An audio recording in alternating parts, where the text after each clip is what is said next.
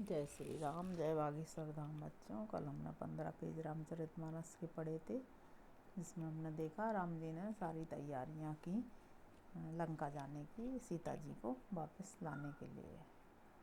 चलो चलिए बागेश्वर धाम, सखी रे रामगढ़ा की नगरिया में, जानते हैं चारों धाम, सखी रे रामगढ़ा की नगरिया में। जय श्री राम, जय बागेश्वर धाम। बच्चों, आज हम आगे के 15 पेज पढ़ेंगे। रावण के लिए भी वही सहायता बनी है। मंत्री उसे सुना सुना कर स्तुति करते हैं। अवसर जानकर विभीषण जी आए। उन्होंने बड़े भाई के चरणों में सिर नवाया। फिर वे सिर नवाकर अपने आसन पर बैठ गए और आज्ञा पाकर ये वचन बोले, हे कृपालु, जब आपने मुझसे बात पूछी ही है तो हे तात, मैं अपनी बुद्धि के अनुसार आपके हित की बात कहता हूँ। जो मनुष्य अपना कल्याण, सुंदर यश, सुबुद्धि, सुगति और नाना प्रकार के सुख चाहता हो, वह हे स्वामी पर स्त्री के ललाट को चौथे के चंद्रमा के समान तरह त्याग दे। 14 भुवनों का एक ही स्वामी हो, वह भी जीवों से बैर करके ठहर नहीं सकता। जो मनुष्य गुणों का समुद्र और चतुर हो, उसे चाहे थोड़ा भी लोभ क्यों न हो तो भी कोई भला नहीं कहता। हे नाथ, काम, क्रोध, मद और लोभ ये सब नरक के रास्ते हैं। इन सबको छोड़कर श्री रामचंद्र जी को भजिए, जिन्हें संत भजते हैं। हे तात, राम मनुष्यों के ही राजा नहीं है, वे समस्त लोगों के स्वामी और काल के भी काल हैं। वे भगवान हैं, वे निरामय, अजन्मा, व्यापक, अजय, अनादि और अनंत ब्रह्म है। उन कृपा के समुद्र भगवान ने पृथ्वी, ब्राह्मण, गौ और देवताओं का हित करने के लिए ही मनुष्य शरीर धारण किया है। हे भाई सुनिए, वे सेवकों को आनंद देने वाले, दुष्टों के समूह का नाश करने वाले और वेद तथा धर्म की रक्षा करने वाले हैं। बैर त्याग कर उन्हें मस्तक नवाइए, वे श्री रघुनाथ जी शरणागत का दुख नाश करने वाले हैं। हे नाथ, उन प्रभु को जानकी दे दीजिए और बिना ही कारण स्नेह करने वाले श्री राम जी को भजिए। जिसे संपूर्ण जगत से द्रोह करने का पाप लगा है, शरण जाने पर प्रभु उसका भी त्याग नहीं करते। जिनका नाम तीनों तापों का नाश करने वाला है, वे ही प्रभु मनुष्य रूप में प्रकट हुए हैं। हे रावण, हृदय में यह बात समझ लीजिए। हे दस्सीस, मैं बार बार आपके चरणों लगता हूँ और विनती करता हूँ कि मान, मोह और मद को त्याग कर आप कौशलपति श्री राम जी का भजन कीजिए। मुनि पुलस जी ने अपने शिष्य के हाथ यह बात कहला भेजी है। हे तात, सुंदर अवसर पाकर मैंने तुरंत ही वह बात प्रभु से कह दी। माल्यवान नाम का एक बहुत ही बुद्धिमान मंत्री था, उसने उनके वचन सुनकर बहुत सुख माना। हे तात, आपके छोटे भाई नीति विभूषण हैं। विभीषण जो कुछ कह रहे हैं उसे हृदय में धारण कर लीजिए। रावण ने कहा, ये दोनों मूर्ख शत्रु की महिमा बखान कर रहे हैं। यहाँ कोई है, इन्हें दूर करो ना। तब माल्यवान तो घर लौट गया और विभीषण जी हाथ जोड़कर फिर कहने लगे, हे नाथ, पुराण और वेद ऐसा कहते हैं कि सुबुद्धि और कुबुद्धि सबके हृदय में रहती है। जहाँ सद्बुद्धि है वहाँ नाना प्रकार की संपदाएं रहती हैं, और जहाँ कुबुद्धि है वहाँ परिणाम में विपत्ति रहती है। आपके हृदय में उल्टी बुद्धि आ बसी है, इसी से आप हित को अहित और शत्रु को मित्र मान रहे हैं। जो राक्षस कुल के लिए कालरात्रि हैं, उन सीता पर आपकी बड़ी प्रीति है। हे तात, मैं चरण पकड़कर आपसे भीख मांगता हूँ कि आप मेरा दुलार रखिए। श्री राम जी को सीता जी दे दीजिए, जिसमें आपका अहित ना हो। विभीषण ने पंडितों, पुराणों और वेदों द्वारा सम्मत वाणी से नीति बखान कर कही, पर उसे सुनते ही रावण क्रोधित होकर उठा और बोला, रे दुष्ट, अब मृत्यु तेरे निकट आ गई है। अरे मूर्ख, तू जीता तो है सदा मेरा जलाया हुआ, पर हे मूढ़, पक्ष तुझे शत्रु का ही अच्छा लगता है। अरे दुष्ट, बात बताना, जगत में ऐसा कौन है जिसे मैंने अपनी भुजाओं के बल से ना जीता हो। मेरे नगर में रहकर प्रेम करता है तपस्वियों पर। मूर्ख, उन्हीं से जा मिल और उन्हीं को नीति बता। ऐसा कहकर रावण ने उन्हें लात मारी, परंतु छोटे भाई विभीषण ने बार बार उसके चरण ही पकड़े। शिव जी कहते हैं, उमा संत की यही बड़ाई है कि वे बुराई करने पर भी भलाई ही करते हैं। आप मेरे पिता के समान हैं, मुझे मारा सो तो अच्छा ही किया, परंतु हे नाथ, आपका भला श्री राम जी के भजने में ही है। विभीषण अपने मंत्रियों के साथ लेकर आकाश मार्ग में गए और सबको सुनाकर वे ऐसा कहने लगे, श्री राम जी सत्य संकल्प एवं प्रभु हैं और तुम्हारी सभा काल के वश है। अतः मैं अब श्री रघुवीर जी की शरण जाता हूँ, मुझे दोष न देना। ऐसा कहकर विभीषण जी ज्यों ही चले त्यों ही सब राक्षस आयुहीन हो गए। शिव जी कहते हैं, ये भवानी, साधु का अपमान तुरंत ही संपूर्ण कल्याण की हानि कर देता है। रावण ने जिस क्षण विभीषण को त्यागा, उसी क्षण वह अभागा वैभव से हीन हो गया। विभीषण जी हर्षित होकर मन में अनेकों मनोरथ करते हुए श्री रंगनाथ जी के पास चले। मैं जाकर भगवान के कोमल और लाल वर्ण के सुंदर चरण कमलों का दर्शन करूंगा, जो सेवकों को सुख देने वाले हैं, जिन चरणों का स्पर्श पाकर ऋषि पत्नी अहिल्या तर गई और जो दंडक मन को पवित्र करने वाले हैं, जिन चरणों को जानकी जी ने हृदय में धारण कर रखा है, जो कपट मृग के साथ पृथ्वी पर दौड़े थे और जो चरण कमल साक्षात शिव जी के हृदय रूपी सरोवर में विराजते हैं, मेरा अहो भाग्य है कि उन्हीं को आज मैं देखूंगा। जिन चरणों की पादुकाओं में भरत जी ने अपना मन लगा रखा है, आहा आज मैं उन्हीं चरणों को अभी जाकर इन नेत्रों से देखूंगा। इस प्रकार प्रेम सहित विचार करते हुए वे शीघ्र ही समुद्र के इस पार आ गए। वानरों ने विभीषण को आते देखा तो उन्होंने जाना कि शत्रु का कोई खास दूत है। उन्हें ठहरा कर वे सुग्रीव के पास आए और उन्होंने सब समाचार कह सुनाए। सुग्रीव ने कहा, हे रघुनाथ जी सुनिए, रावण का भाई मिलने आया है। प्रभु श्री राम जी ने कहा, हे मित्र तुम क्या समझते हो। वानरराज सुग्रीव ने कहा, हे महाराज सुनिए, राक्षसों की माया जानी नहीं जाती, यह इच्छानुसार रूप बदलने वाला न जाने किस कारण आया है। यह मूर्ख हमारा भेद लेने आया है, इसलिए मुझे तो यही अच्छा लगता है कि इसे बांध रखा जाए। श्री राम जी ने कहा, हे मित्र तुमने नीति तो अच्छी विचारी, परंतु मेरा प्रण तो है शरणागत के भय को हर लेना। प्रभु के वचन सुनकर हनुमान जी हर्षित हुए। भगवान कैसे शरणागत वत्सल हैं। श्री राम जी बोले, जो मनुष्य अपने अहित का अनुमान करके शरण में आए हुए का त्याग कर देते हैं, वे पामर हैं, पापमय हैं, उन्हें देखने में भी हानि है। जिसे करोड़ों ब्राह्मणों की हत्या लगी हो, शरण में आने पर मैं उसे भी नहीं त्यागता। जीव जो ही मेरे सम्मुख होता है, त्यों ही उसके करोड़ों जन्मों के पाप नष्ट हो जाते हैं। पापी का ऐसा स्वभाव होता है कि मेरा भजन उसे कभी नहीं सुहाता। यदि वह निश्चय ही दुष्ट हृदय का होता तो क्या वह मेरे सम्मुख आ सकता था। जो मनुष्य निर्मल मन का होता है वही मुझे पाता है।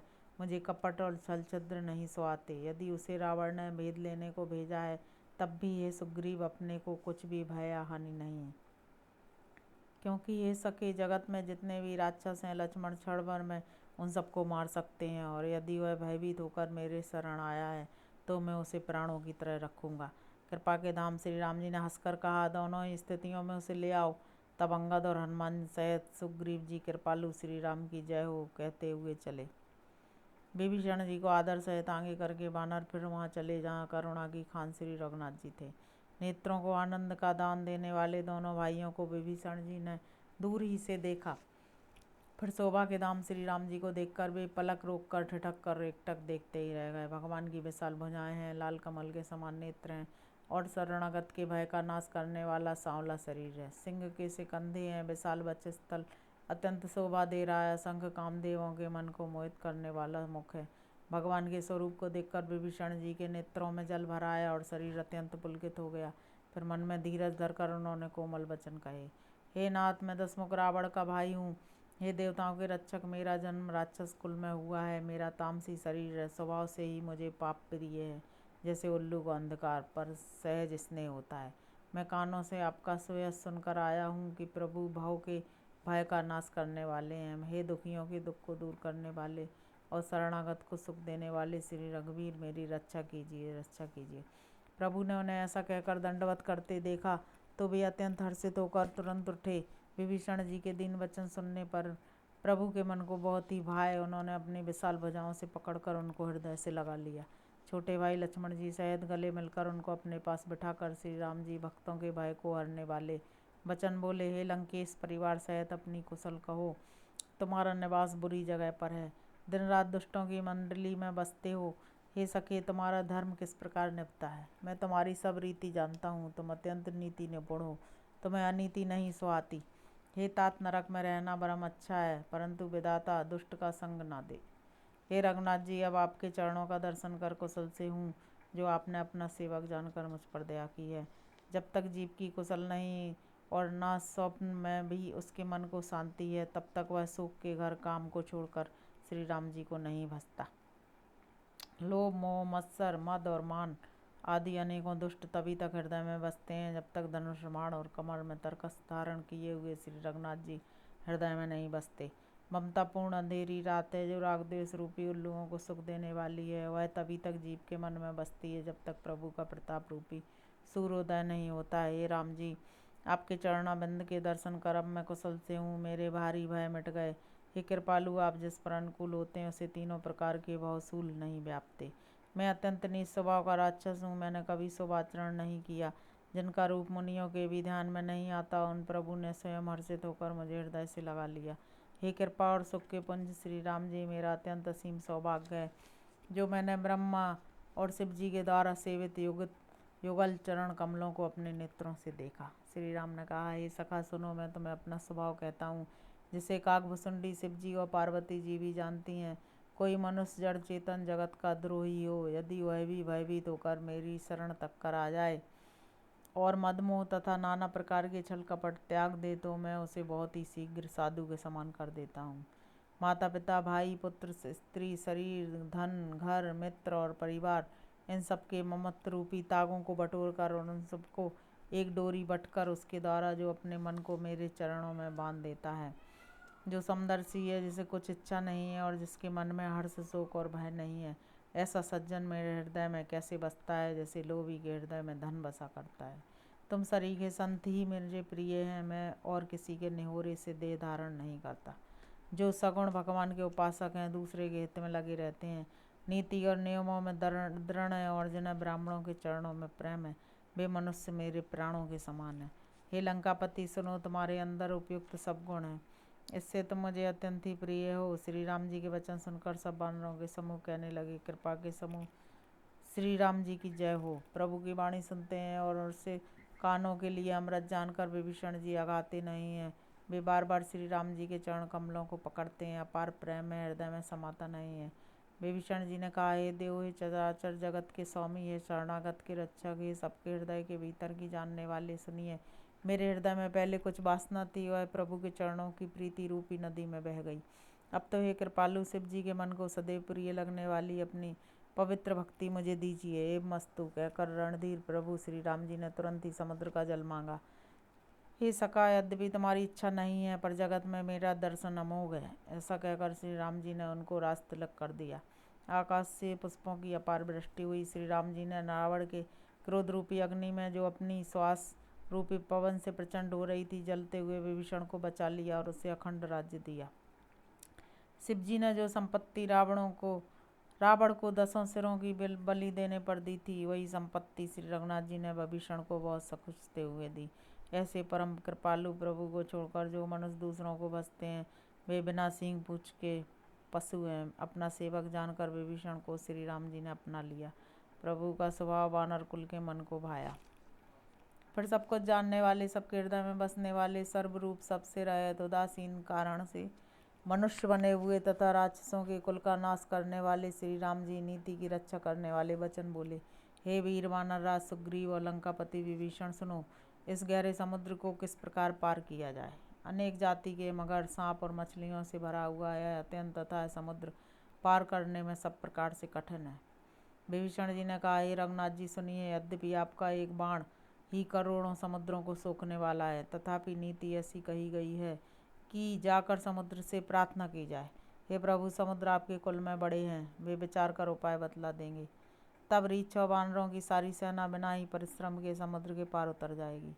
श्री राम जी ने कहा, हे सखा, तुमने अच्छा उपाय बताया, यही किया जाए। यदि देव सहायक हों, यह सलाह लक्ष्मण जी के मन को अच्छी नहीं लगी। श्री राम जी के वचन सुनकर तो उन्होंने बहुत ही दुख पाया। लक्ष्मण जी ने कहा, हे नाथ, देव का कौन भरोसा, मन में क्रोध कीजिए और समुद्र को सुखा डालिए। यह देव तो कायर के मन का एक आधार है, आलसी लोग ही देव देव पुकारा करते हैं। यह सुनकर रघुवीर हंसकर बोले, ऐसे ही करेंगे, मन में धीरज रखो। ऐसा कहकर छोटे भाई को समझाकर प्रभु श्री रघुनाथ जी समुद्र के समीप गए। उन्होंने पहले सिर नवाकर प्रणाम किया, फिर किनारे पर कुश बिछाकर बैठ गए। इधर ज्यों ही विभीषण जी प्रभु के पास आए थे, त्यों ही रावण ने उनके पीछे दूत भेजे थे।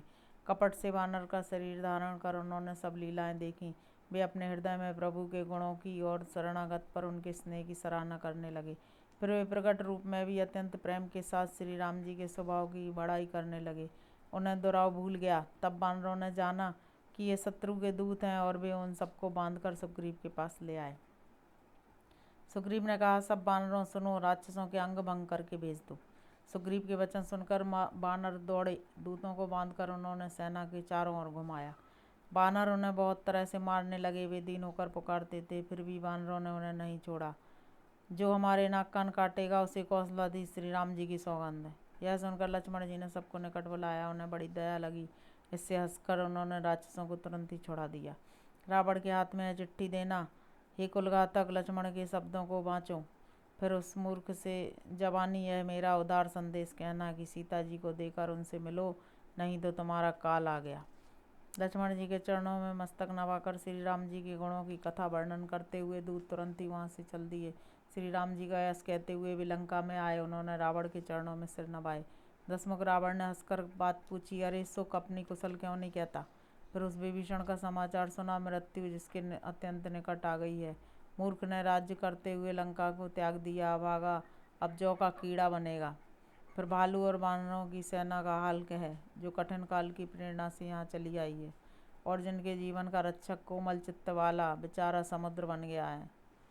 फिर उन तपस्वियों की बात बता जिनके हृदय में मेरा बड़ा डर है। उनसे तेरी भेंट हुई या वे कानों से मेरा सुयश सुनकर ही लौट गए? शत्रु सेना का तेज और बल बताता क्यों नहीं? तेरा चित्त बहुत ही चकित हो रहा है। दूत ने कहा, हे नाथ, आपने जैसे कृपा करके पूछा है वैसे ही क्रोध छोड़कर मेरा कहना मानिए। जब आपका छोटा भाई श्री राम जी से जाकर मिला, तब उसके पहुँचते ही श्री राम जी ने उसको रास्तलक कर दिया।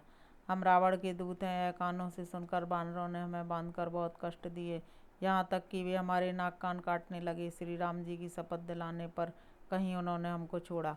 हे नाथ, आपने श्री राम जी की सेना पूछी, सो है तो 100 करोड़ मुखों से भी वर्णन नहीं की जा सकती। अनेकों रंगों के भालू और बानरों की सेना है, जो भयंकर मुख वाले, विशाल शरीर वाले और भयानक हैं। जिसने नगर को जलाया और आपके पुत्र अक्षय कुमार को मारा, उसका बल तो सब बानरों में थोड़ा है। असंख्य नामों वाले बड़े ही कठोर और भयंकर योद्धा हैं। उनमें असंख्य हाथियों का बल है और वे बड़े ही विशाल हैं। द्विविध मयंद, नील, नल, अंगद, गद, विकटास्य, दधिमुख, केसरी, निषठ, सठ और जाम्बान, ये सभी बल की राशि हैं। ये सब बानर बल में सुग्रीव के समान हैं और इनके जैसे करोड़ों हैं। उन बहुत सौ की को गिन ही कौन सकता है। श्री राम जी की कृपा से उनमें अतुलनीय बल है। वे तीनों लोकों को तृण के समान समझते हैं। हे दशग्रीव, मैंने कानों से ऐसा सुना है कि 18 पद्म तो अकेले बानरों के सेनापति हैं। हे नाथ, उस सेना में ऐसा कोई बानर नहीं है जो आपको रण में ना जीत सके। सबके सब अत्यंत क्रोध से हाथ मीचते हैं, पर श्री रघुनाथ जी उन्हें आज्ञा नहीं देते। हम मछलियों और सांपों सहित समुद्र को सोख लेंगे, नहीं तो बड़े बड़े पर्वतों से उसे भरकर पूर देंगे और रावण को मसलकर धूल में मिला देंगे। ये सब बानर ऐसे ही वचन कह रहे हैं। सब सहज ही निडर हैं, इस प्रकार गरजते और डपकते हैं मानो लंका को निगल ही जाना चाहते हैं। सब बानर भालू सहज ही सूरवीर हैं, फिर उनके सिर पर प्रभु श्री राम जी हैं। हे रावण, में संग्राम में करोड़ों कालों को जीत सकते हैं। श्री रामचंद्र जी के तेज बल और बुद्धि की अधिकता को लाखों शेष भी नहीं गा सकते। वे एक ही बाण से सैकड़ों समुद्रों को सोख सकते हैं। परंतु नीति निपुण श्री राम जी ने आपके भाई से उपाय पूछा। उनके वचन सुनकर वे समुद्र से राह मांग रहे हैं। उनके मन में कृपा भरी है। दूत के वचन सुनते ही रावण खूब हंसा। जब ऐसी बुद्धि है तभी तो वानरों को सहायक बनाया है। स्वाभाविक ही डरपोक विभीषण के वचन को प्रमाण करके उन्होंने समुद्र से मचलना ठाना है। अरे मूर्ख, झूठी बड़ाई क्या करता है? बस मैंने शत्रु के बल और बुद्धि की था पाली। जिसके विभीषण जैसा डरपोक मंत्री हो, उसे जगत में विजय और विभूति कहाँ। दुष्ट रावण के वचन सुनकर दूत को क्रोध बढ़ाया। उसने मौका समझकर पत्रिका निकाली। श्री राम जी के छोटे भाई लक्ष्मण ने यह पत्रिका दी है। हे नाथ, इसे बचवाकर छाती ठंडी कीजिए। रावण ने हंसकर उसे बाएं हाथ से लिया और मंत्री को बुलवाकर वह मूर्ख उसे बचाने लगा। अरे मूर्ख, पत्रिका में लिखा था, केवल बातों से ही मन को रिझाकर अपने कुल को नष्ट भ्रष्ट न कर। श्री राम जी से विरोध करके तू विष्णु, ब्रह्मा और महेश की शरण जाने पर भी नहीं बचेगा। या तो अभिमान छोड़कर अपने छोटे भाई विभीषण की भांति प्रभु के चरण कमलों का भ्रमर बन जा, अथवा रे दुष्ट श्री राम जी के बाण रूपी अग्नि में परिवार सहित पतंगा हो जा। पत्रिका सुनते ही रावण मन में भयभीत हो गया, परंतु मुख से मुस्कुराता हुआ सबको सुनाकर कहने लगा, जैसे कोई पृथ्वी पर पड़ा हुआ हाथ से आकाश को पकड़ने की चेष्टा करता हो, वैसे ही यह छोटा तपस्वी बागविलास करता है।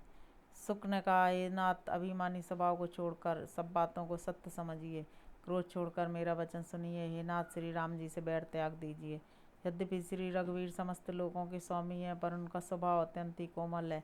मिलते ही प्रभु आप पर कृपा करेंगे और आपका एक भी अपराध वे हृदय में नहीं रखेंगे।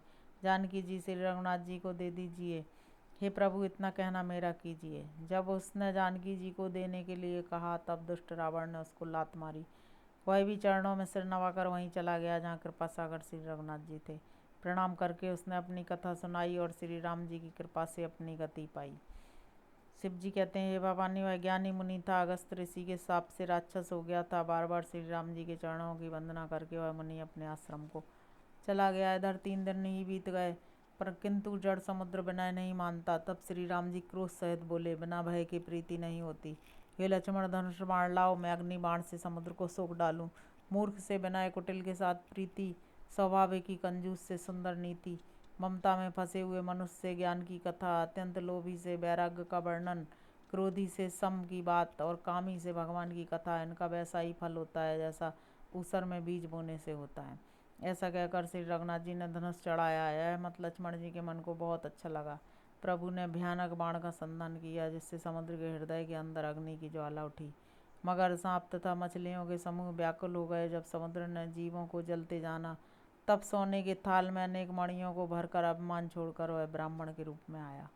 काकभूषुंडी जी कहते हैं, गरुड़ जी सुनिए, चाहे कोई करोड़ों उपाय करके सींचे, पर केला तो काटने पर ही फलता है। नीच विनय से नहीं मानता, वह डांटने पर ही झुकता है। समुद्र ने भयभीत होकर प्रभु के चरण पकड़कर कहा, हे नाथ, मेरे सब अवगुण क्षमा कीजिए।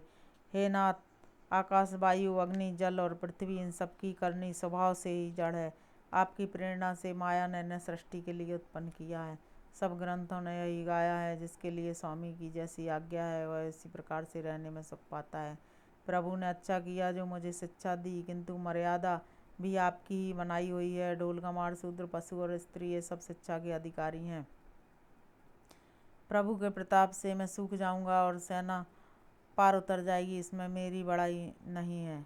तथापि प्रभु की आज्ञा अपेल है, ऐसा वेद गाते हैं। अब आपको जो अच्छा लगे मैं तुरंत वही करूं। समुद्र के अत्यंत विनीत वचन सुनकर कृपालु श्री राम जी ने मुस्कुरा कर कहा, हे तात, जिस प्रकार वानरों की सेना पार उतर जाए वह उपाय बताओ। समुद्र ने कहा, हे नाथ, नल और नील 2 वानर भाई हैं। उन्होंने लड़कपन में ऋषि से आशीर्वाद पाया था। उनके स्पर्श कर लेने से ही भारी भारी पहाड़ भी आपके प्रताप से समुद्र पर तैर जाएंगे। मैं भी प्रभु की प्रभुता को हृदय में धारण कर अपने बल के अनुसार सहायता करूंगा। हे नाथ, इस प्रकार समुद्र को बंधाइए, जिससे तीनों लोकों में आपका सुंदर यश गाया जाए। इस बाण से मेरे उत्तर तट पर रहने वाले पाप के राशि दुष्ट मनुष्यों का वध कीजिए। कृपालु और रणधीर श्री राम जी ने समुद्र के मन की पीड़ा सुनकर उसे तुरंत ही हर लिया। श्री राम जी का भारी बल और पौरुष देखकर समुद्र हर्षित होकर सुखी हो गया। उसने उन दुष्टों का सारा चरित्र प्रभु को कह सुनाया। फिर चरणों की वंदना करके समुद्र चला गया। समुद्र अपने घर चला गया। श्री रघुनाथ जी को यह मत अच्छा लगा। यह चरित्र कलयुग के पापों को हरने वाला है। इसे तुलसीदास ने अपनी बुद्धि अनुसार गाया है। श्री रघुनाथ जी के गुण समूह सुख के धाम, संदेह का नाश करने वाले और विषाद का दमन करने वाले हैं। अरे मूर्ख मन, तू संसार का सब आशा भरोसा त्याग कर निरंतर इन्हें गा और सुन। श्री रघुनाथ जी का गुणगान संपूर्ण सुंदर मंगलों का देने वाला है।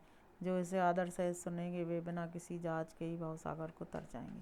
जय श्री राम, जय बागेश्वर धाम। बच्चों, आज हमने रामचरितमानस में पढ़ा कि विभीषण राम जी के पास गया और समुद्र भी आकर राम जी से उसने बोला कि आप नल और नील से समुद्र पर पुल बनवाइए। जय श्री राम।